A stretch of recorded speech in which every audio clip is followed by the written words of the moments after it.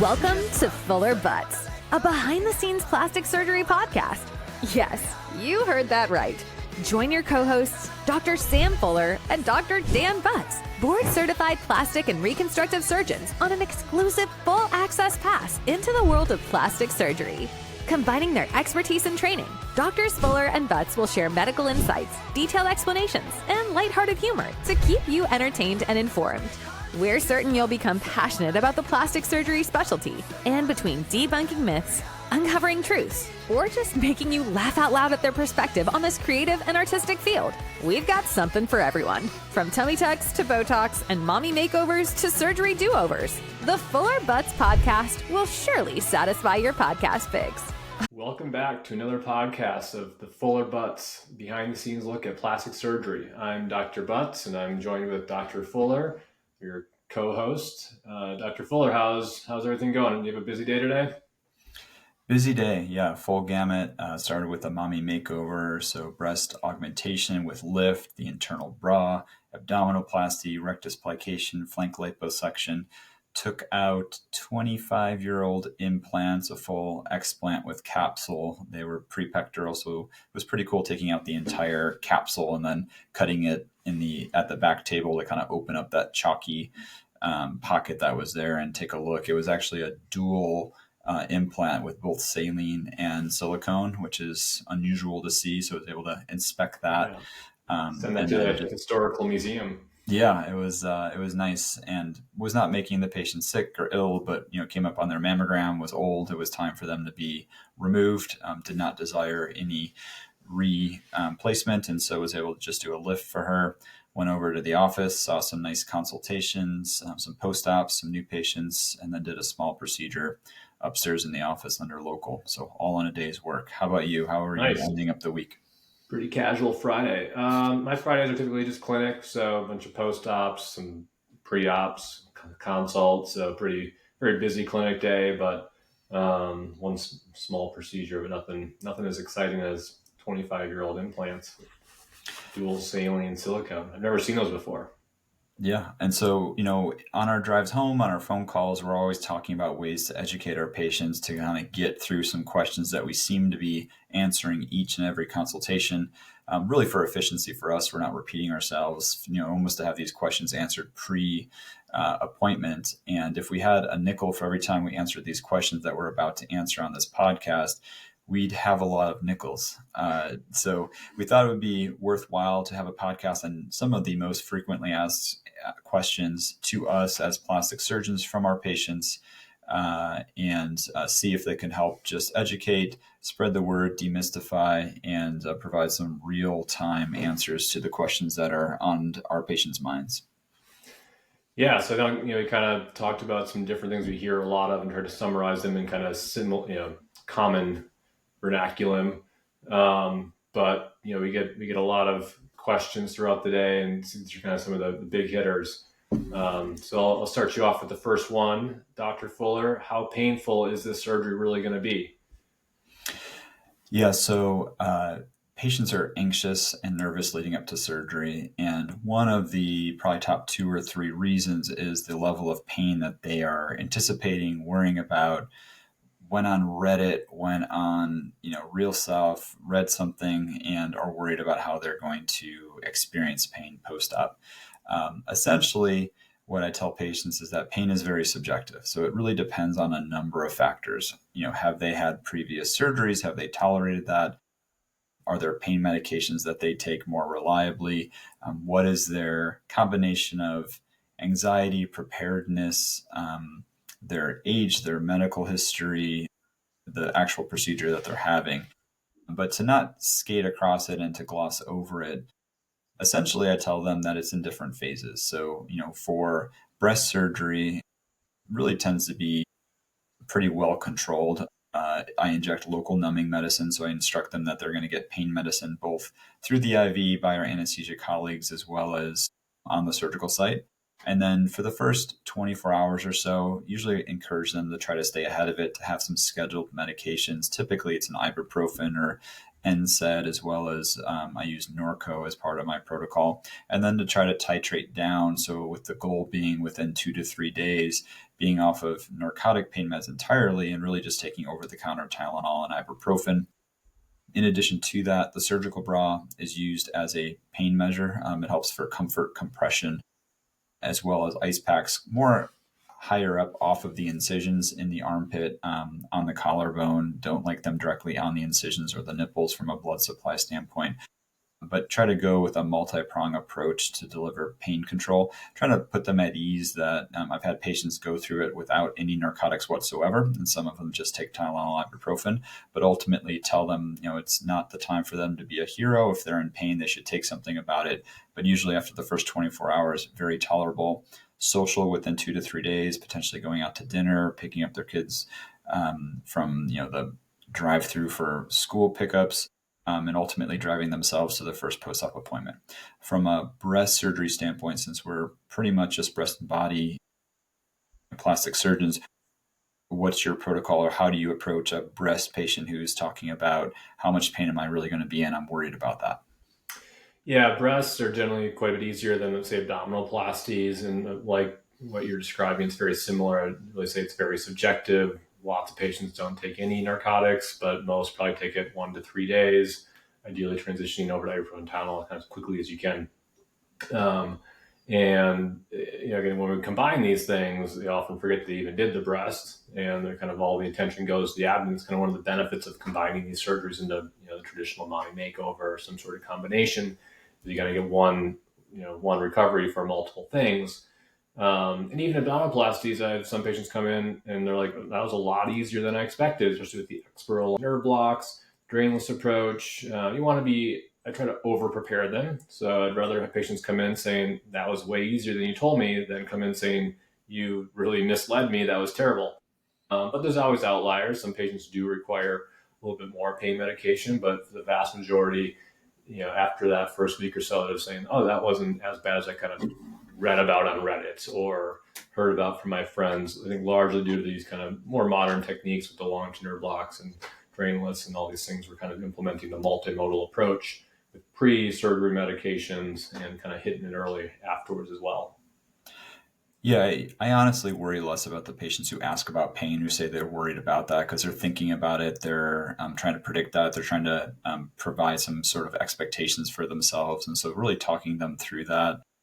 It's really the patients who, maybe are more excited, gleefully, which is great, optimistic, but then are expecting no pain, this to be a breeze. You really want to say, hey, this is still a surgery. There's still an intervention that's going to be had. Your body's going to react to that in some way.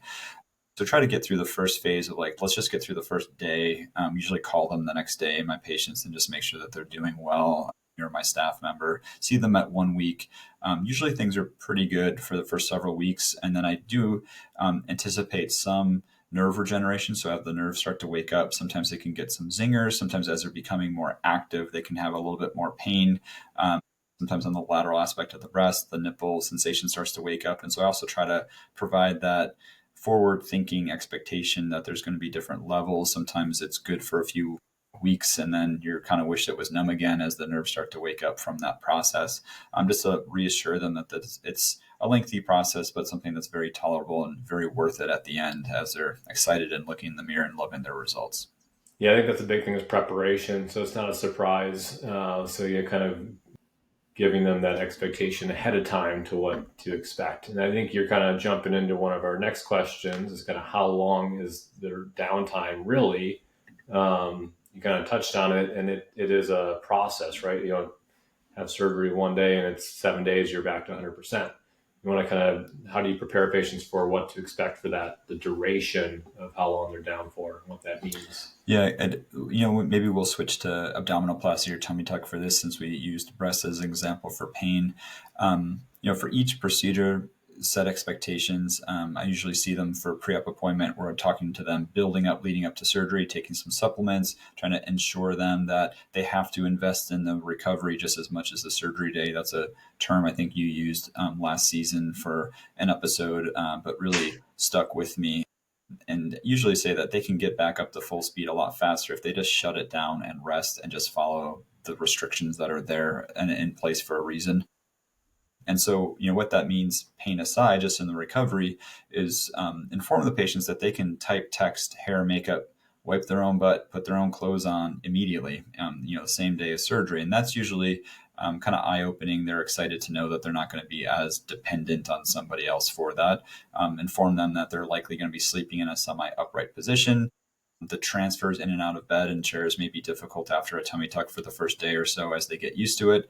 But it's a lot easier now that both you and I are doing tummy tucks in a drainless fashion. So there's just less stuff hanging off of them. As they get through the first 3 to 5 days, usually encourage them to transition off of pain meds and then start to stand up straight, still on a 5 to 7 pound weight restriction for a week. See them at the 1 week appointment. Restrictions go up to 10 to 15 pounds from 1 week for a total of 5 additional weeks. And at 6 weeks is really when we take the training wheels off here at my practice and allow them to start to lift, return back to, workouts, gym memberships.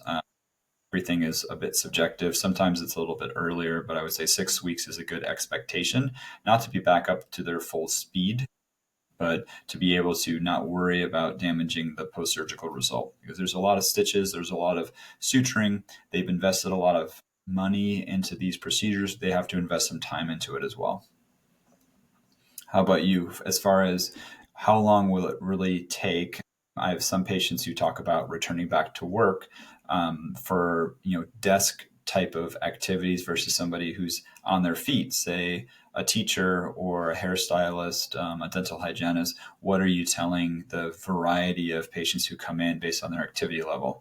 The most extreme I've had was a FedEx delivery person in which she needed the full 6 weeks off of work because she was lifting heavy packages and boxes. But I think everything short of that, it's a lot earlier than that as far as returning back to work. Yeah, typically I say the average for someone who's driving into an office and kind of interacting in like an office environment is typically probably 2 weeks. If you're able to work from home, a lot of people are logging on, especially you have tummy tucks, probably maybe even 3 to 4 days when they're starting to get off the pain medications. They're probably not sitting at a desk for a full day quite yet. And yeah, some people can bounce back really quickly and they're like ready to go in a week. That's super, but I'd rather prepare for 2 weeks and have you go back earlier. 3 weeks, sometimes if you have a more active job, and maybe if you're on your feet all day running around dealing with kids in the daycare, a teacher, it kind of depends on again the level of what age and things like that. So we often discuss that and what kind of makes sense for them. But I often break up recovery in kind of 3 different phases. There's that early phase where you're probably spending most of the time in bed taking pain medications, and that's probably again 2 to 4 days for like say a moment makeover, tummy tuck. But you're slowly kind of doing more and more throughout that time frame. Then it's kind of the intermediate phase where you're avoiding heavy lifting, not doing too much. That's kind of that 1 to 2 weeks where you're being super careful. Then I kind of we all have different ways of doing it, but like between 2 and 6, you can kind of start to explore things a little bit, push the limits, but kind of be just still cautious in terms of testing things out before you really put all your weight into it. Then at 6 weeks, you kind of really know true restrictions, but even at 6 weeks, you're not 100%. You want to again ease back into it, listen to your body. If it doesn't feel quite right, kind of modify and adjust. So I think those are kind of we all have different ways of describing it, but similar general guidelines and expectations where most people are almost 100% by 6 weeks, but still have little things they gotta work through still, nerves and things that are healing. And so a double bonus question add-on to this is compression garments. So we know that compression garments are key. A common question of like, how long is recovery is how long do I need to wear my compression garments? So what do you tell patients? And also, how do you describe like the different phases of, being more swollen, potentially needing a larger compression garment, maybe even the same size or larger than they actually are, despite having a tummy tuck? And then when do you anticipate them maybe downsizing or switching to something that's smaller from a post-op recovery standpoint? Yeah, so I think I like compression for 6 weeks, I tell them. And I think the first tummy tuck, I'm like the first 2 to 3 weeks, I want it pretty aggressive. And then they can start to kind of, tailor it depending on how they're feeling. And kind of lighten it up, see how it feels. If they're like, oh, I feel swollen with this lighter compression, maybe ramp it back up. there are these stage 2 compressions and kind of really, even more aggressive devices that some people will recommend for 3 to 6 months. I think that kind of just becomes shapewear and isn't really changing the result as much. So I don't think we need to torture our patients for that long of time. So I really think the first, 3 weeks, we want to just focus on minimizing general swelling, minimize potential for seromas, control that, and then between 3 and 6, kind of easing off it a little bit. And ideally at 6, again, kind of tapering off, kind of like getting back to exercise, see how your body responds to it. Maybe use it on and off as you kind of transition back to without it, but it doesn't need to be as aggressive, in my opinion. So when patients ask me, okay, I'm at 6 weeks, can I wear it longer? I usually say, especially in the wintertime, yes. Like the longer you wear it, the better it's going to be conceivably, as long as it's comfortable. Added compression beyond 6 weeks, I still think has some value. Diminishing returns on investments, another 4 to 6 weeks beyond that. But if someone is asking you, should I still wear it if I want to at 6 weeks? Are you telling them yes or no? Yeah, I don't think there's any harm in it. I don't think it really probably helps all that much in the long run. But if they're feeling like they're swollen, or they're after a long day, they're swollen, sure, why not? It doesn't hurt. And then what about lipo boards? If somebody brings it in your office and say, can I put this board on my belly or my flank? What are you telling them? I don't like them for tummy tucks. I don't mind lipo foam for liposuction in certain areas, but the boards, I think, are too stiff and can sometimes cause irregularities in and of themselves if they're not kind of placed properly. So I'm a little more conservative on those. What are your thoughts? Yeah, I just haven't had a great experience with them. I feel like I always get a complaint. Oh, it was bothering me, it was digging in, or, is there some issue with it, made it itchy or had a rash or something. So it's not something that I encourage people to get. And so, yeah, it's not part of my protocol routinely. Another question that we commonly get is, will I be safe during the surgery? Is anesthesia safe for me? Should I have it under local? Do I really need a general? How are you answering these questions for patients who are anxious, about the anesthesia for their elective surgeries?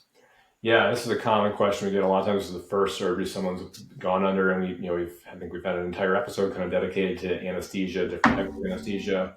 And I think unfortunately, there's a lot of non-board certified plastic surgeons kind of utilize local anesthetic or non-general anesthetic as like a selling point because it's safer. But in reality, if you're using high levels of lidocaine, tumescence to try to numb patients, it actually becomes more dangerous. So I tell patients that in general, again, assuming you're a healthy individual, we do a lot of pre-surgery kind of testing protocols to make sure we're not overlooking potential risk factors for general anesthesia.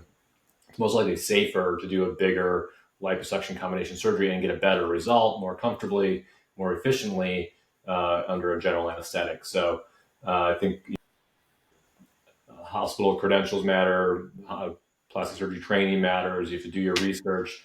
But a lot of times if someone's really pushing more a wide awake approach, there might be a reason for that.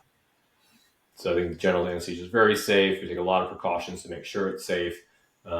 And we try to just emphasize that in general. How do you approach that? Very similarly, yeah, I think it's healthy for someone to be nervous or anxious leading up to a surgery. It tells me that their brain is, thinking about the risks and benefits and alternatives and everything that they should be thinking as they're making an informed decision.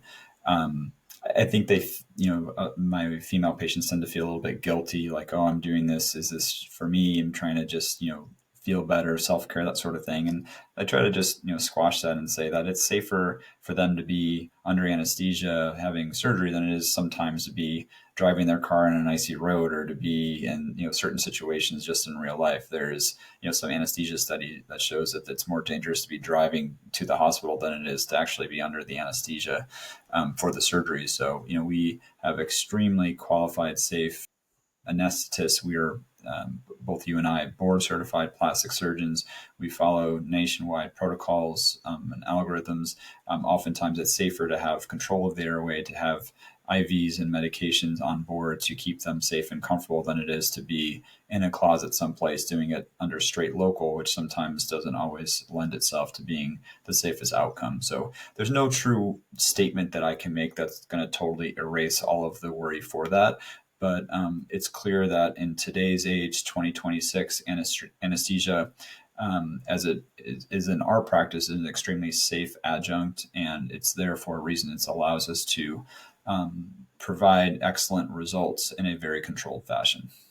Yeah, and a lot of times I've seen a lot of consults for revisions of liposuction done or just local, and the patients often describe pretty unpleasant kind of experiences, and also not getting a great outcome. So you really want to make sure they're comfortable and getting that result in a very safe manner. Speaking about results, another common question is, will this look natural? How do you think about that perspective when someone asks you if their breast augmentation is going to look natural? Yeah, it's a great common question.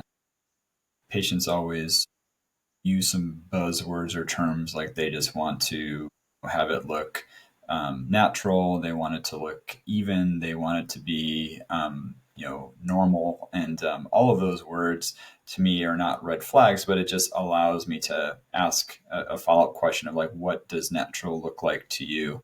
And so even more so, I'm encouraging patients to explain that. It's hard for us to guarantee cup or bra sizes for that. But I've, even in the past year, I think of several patients who said that they wanted a natural result, but they bring in goal pictures that look extremely, to me, what would be augmented or fake appearing as far as the breasts. And so it's not like there's anything wrong with that, but I just need to make sure that we are aligning with our goals of the results with the patient's goals. And so when somebody says, well, will I look natural? I usually pull up my website, honestly, and pull up the gallery after I take their measurements and scroll through and have them say yay or nay. Like, does this, is this the result that you want? Is this too big? Is this too small? And it helps me frame in their mind what they are trying to say as far as a natural look, because things can look very perky, can look very rejuvenated, but also can look very natural. For my part, how I offer them the natural result is describing the technique that I use, the use of an incision that's underneath the breast, which is safe and effective, the ability to control the pocket for the implant, allowing the manipulation of the tissue, the internal bra, if I'm using that, to allow things to be natural appearing and what they want. But ultimately, I need to gather more information, more data on what that term natural means. What is your approach to answering the question of, I want to look natural?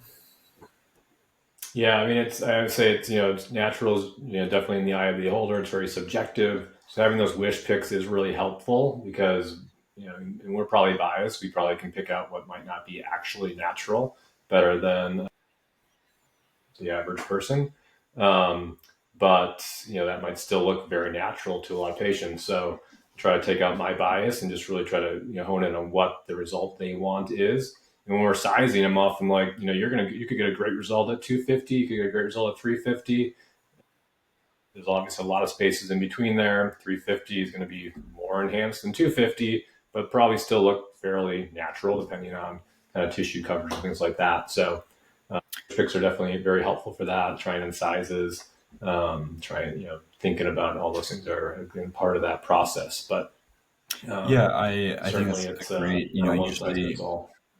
Usually go through implant sizes across 2 visits, so their initial visit and also a pre-op visit.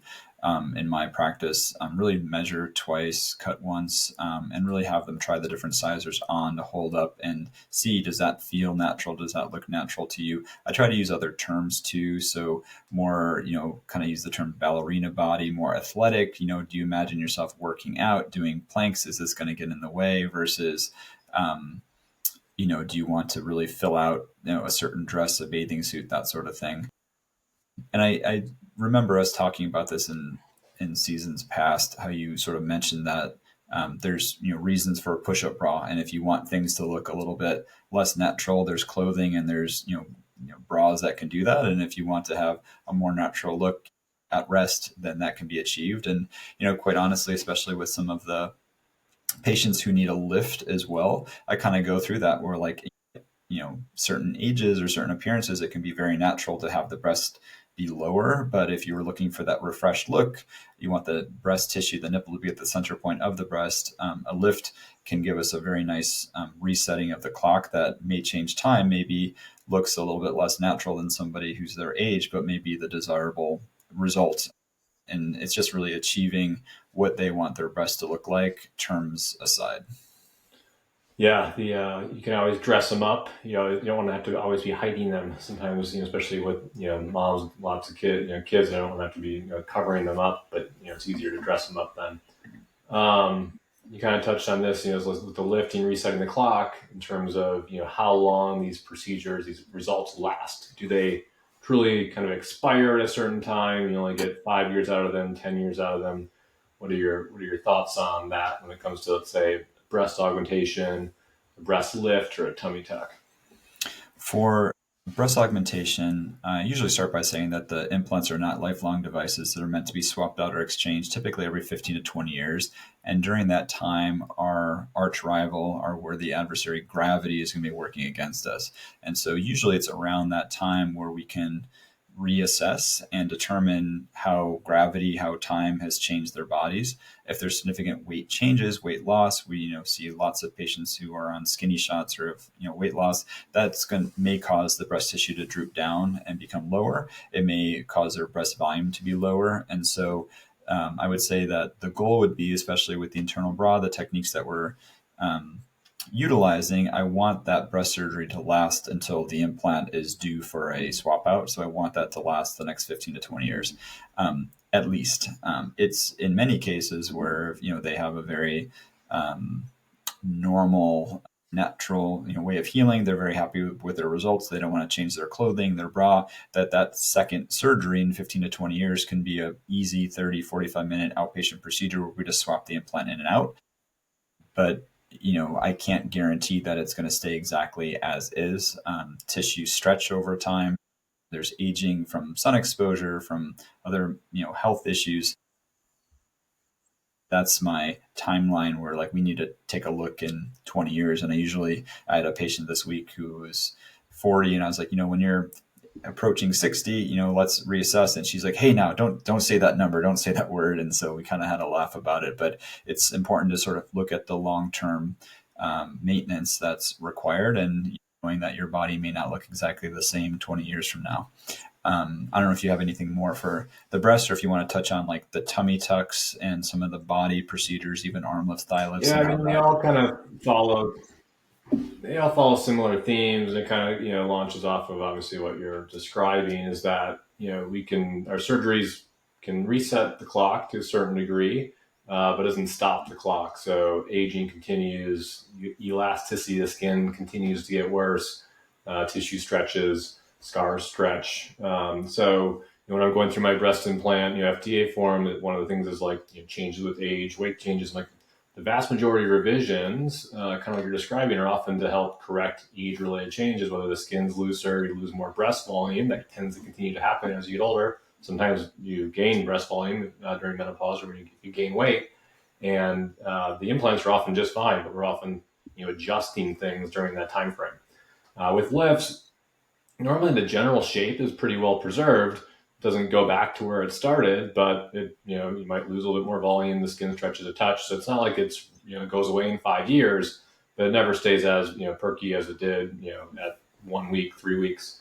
But again, normally the general shape, nipple position is, typically very well preserved. So normally if there is a tweak, which again is relatively pretty low risk or low frequency, it's much smaller. Tummy tucks are kind of a one and done for the vast majority of patients. Again, will it get looser over the course of 20 years? Yes, but it's unusual to need a full revision or even a tuck up of the skin, because normally that things stay tight and the contours stay nice, assuming the weight's relatively stable.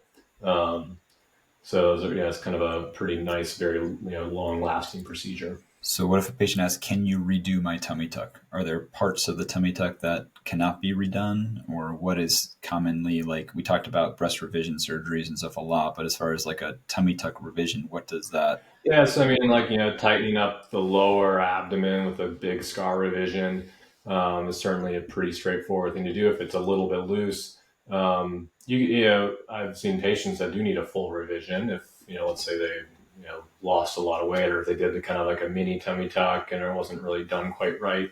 Um, What but about the muscle repair? That's pretty unusual to need that redone. I mean, that's normally once that muscle is put together, it doesn't, stretch out very commonly, unless you've gained a lot of weight or had another pregnancy. I think that'd be pretty unlikely.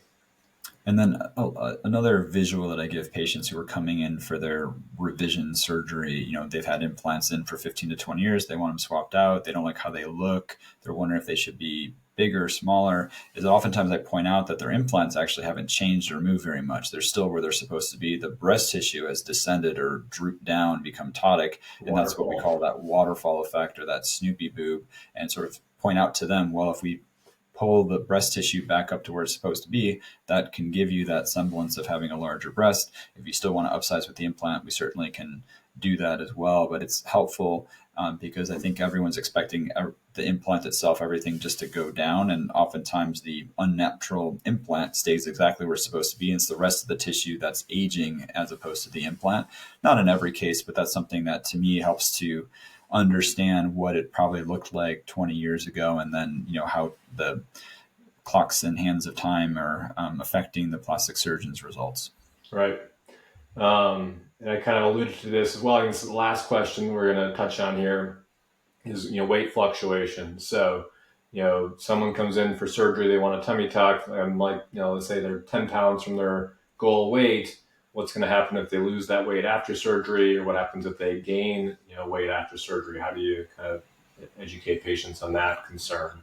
Yeah, my memorized robotic brain all just jumps into rote memory, and I say plastic surgery is not a weight loss tool. It is a reward for the end result. Ideally, you want to be at your goal weight. You want to be at your goal weight for at least 4 to 6 months. You want to be healthy at that goal weight. If you plan to lose or gain over 10, 15 pounds, you should wait to have your surgery.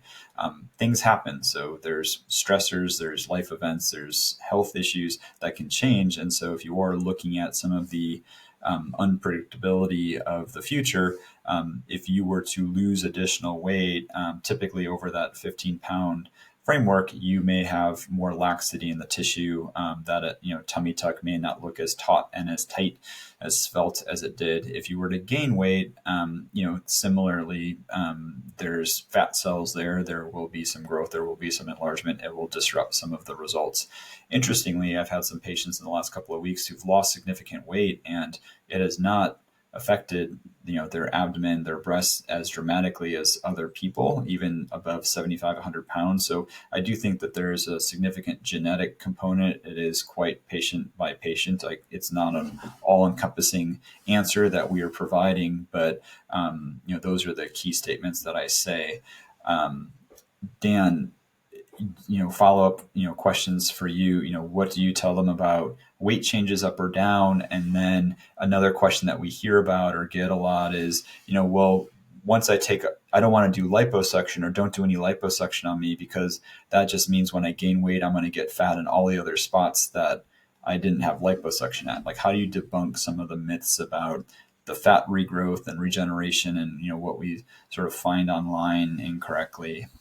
I mean, for certain, I'm a little bit more flexible with like 15, 20 pounds. I think a lot of patients come in, they're like really close, they're kind of stuck. They've like lost a lot of weight, but they're just kind of, at this point where that skin is getting in the way. So if they're within 15, 20 pounds, I'm like this, and they're stable and they're kind of motivated, and they can still get if their BMI is reasonable, get a great result at that weight. And then, maybe they do lose 10, 20 pounds afterwards, but it tends just to make everything look better. So I think that 10 to 20 pounds I'm a little more flexible than I used to be about it, because, I think most, especially tummy tuck results, are pretty durable within that range. And I've had one patient lose like 50 pounds. A lot of it was visceral fat, and she looked fantastic afterwards, was not loose. So, that's what we were taught. And what's a reasonable BMI? I mean, I like patients less than 32 for sure. I prefer, if lower you get, the better result you're going to get. But sometimes you certainly do get stuck. So I think, you can get to 28, even better, 26, 24. Obviously, at certain points, it can be kind of tough to get lower than that. or if you've lost a lot of weight.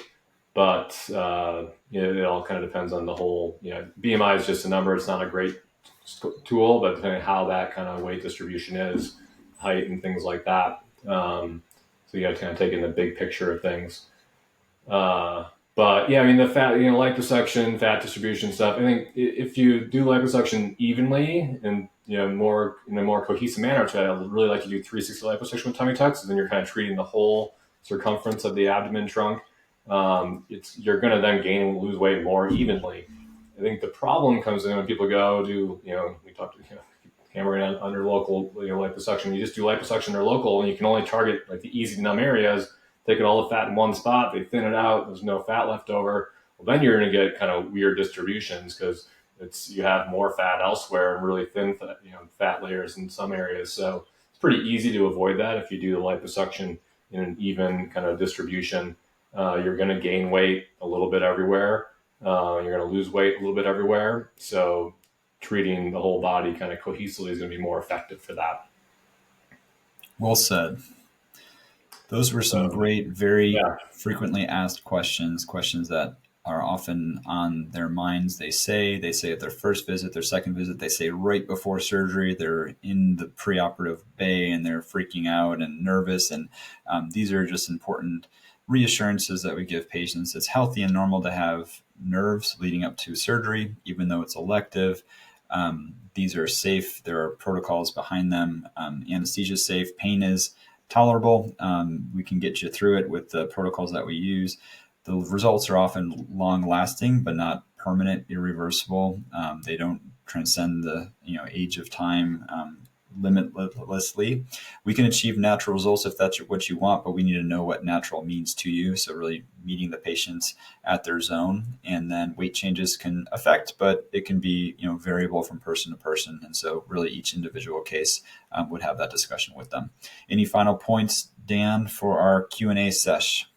No, great session. A little over a 15-minute goal, but gotta cover it. Yeah, I'm exhausted.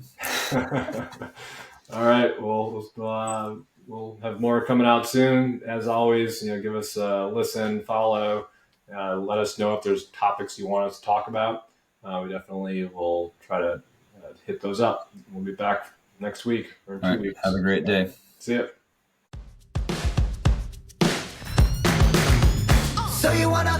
Thanks so much for tuning into this week's episode of Fuller Butz, a behind-the-scenes plastic surgery podcast. Doctors Fuller and Butz are so appreciative of your time and attention. We invite you to subscribe, share, and continue to enjoy our plastic surgery perspective. Feel free to reach out on Instagram at either @FullerSurgeryMD or @DanielButzMD. That's Butz with a Z for comments, suggestions, and support. Remember, be artsy, stay scientific, and make life fun. We hope you'll join us again on the next episode of Fuller Butz.